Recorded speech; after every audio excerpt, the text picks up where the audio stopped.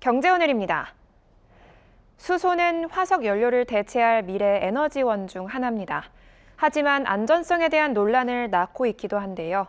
현장 취재 기자와 함께 자세한 이야기 나눠보겠습니다. 최한성 기자. 네, 저는 서울 여의도에 있는 국회 수소 충전소에 나와 있습니다.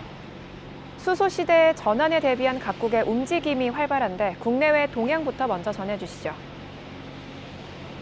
네, 수소는 기후위기에 직면한 전 세계가 주목하고 있는 미래 에너지원입니다. 각국은 수소 경제 시대의 주도권을 차지하기 위해 투자에 박차를 가하고 있습니다. 미국은 인플레이션 감축법, 유럽연합은 리파워 EU에 따라 수소 정책 마련과 관련 산업에 대한 지원에 나선 상태입니다. 전통적인 석유가스 기업들도 에너지 전환에 대비하며 수소에 대한 투자 계획을 마련 중입니다. 국내 기업들 역시 수소와 연관된 사업을 활발히 추진하고 있습니다.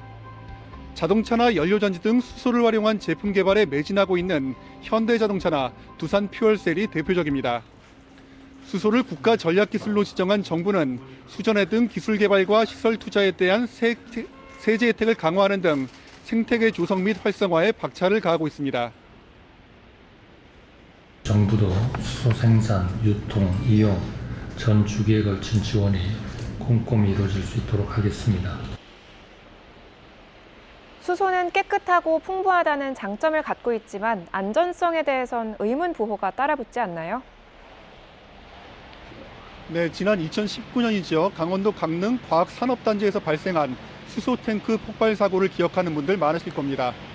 당시 8명이 죽거나 다치고 강원도 추산 340억 원가량의 재산 피해도 발생했습니다. 수소에 대한 막연한 공포가 현실로 다가오자 다수 시민들이 반대하는 목소리를 내는 상황이 초래됐습니다. 인천시 동구 수소 연료전지 발전소 건립 당시 인근에 사는 주민들은 폭발에 대한 우려를 제기하며 백지화를 요구했습니다. 인체에 어떤 영향을 미치는지, 주변 환경에 또 어떤 영향을 미치는지 확인도 되지 않은 이 발전소를 1년 6개월 동안 주민 몰래 추진했다고 하는 걸 저희는 도저히 이해하거나 용납할 수 없어서 때문에 해당 발전소는 사업 착수 4년 만에 겨우 준공됐습니다. 한국가스공사 인천 LNG 기지내 수소 연료전지 발전소를 지으려던 계획은 주민들의 반대로 올해 초 철회되기도 했습니다. 네, 수소 경제를 앞당기기 위해선 시민들의 수용성을 높여야 할 것 같은데요. 수소 정말 위험한 물질인가요? 사실 수소는 지금까지 상용화된 물질 중 가장 안전하다는 게 과학계의 평가입니다.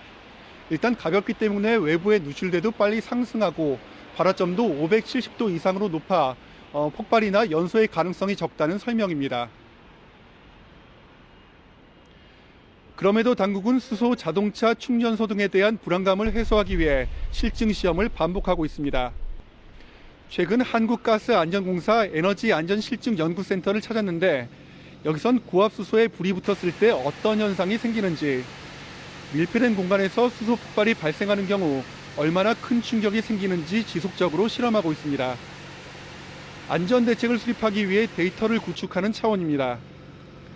수소 충전소나 자동차에 들어가는 용기 밸브에 대한 시험과 인증을 담당하고 수소 제품 국산화도 지원 중입니다.